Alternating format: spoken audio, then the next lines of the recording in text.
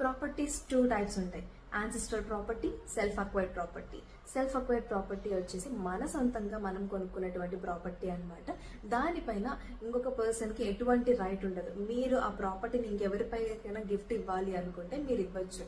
Even వాళ్ళు మీ legal hairs అవ్వాల్సిన పని లేదు. బయట వాళ్ళకు కూడా మీకు నచ్చితే మీరు దాన్ని వాళ్ళ పేరు మీద రాయొచ్చు. మిమ్మల్ని ఎవరు క్వశ్చన్ చేసే రైట్ అంటూ ఎవరికి ఉండదు అనమాట. ఎందుకంటే అది మీ సొంతంగా సంపాదించినటువంటి ప్రాపర్టీ కాబట్టి. నెక్స్ట్ వన్ వచ్చేసి యాన్సిస్ట్రల్ ప్రాపర్టీ. యాన్సిస్ట్రల్ ప్రాపర్టీలో ఏంటి అంటే, ఫర్ ఎగ్జాంపుల్ మీ తాతగారు ఆస్తి ఆయన చనిపోయి ఉంటారు, తరతరాలు మీకు వస్తూ ఉంటుంది. మీకు వచ్చేసి మీకు 3 పిల్లలు ఉంటారు. దాంట్లో మీకు ఒకరే నచ్చి వాళ్ళకి ఆ ప్రాపర్టీని గిఫ్ట్ ఇవ్వాలి అనుకుంటే అది చెల్లదనమాట. ఎందుకంటే ప్రతి ఒక్కరికి సమానమైన హక్కు వస్తుంది. అది యాన్సిస్ట్రల్ ప్రాపర్టీ కాబట్టి వంశపారంపర్యంగా వస్తుంది.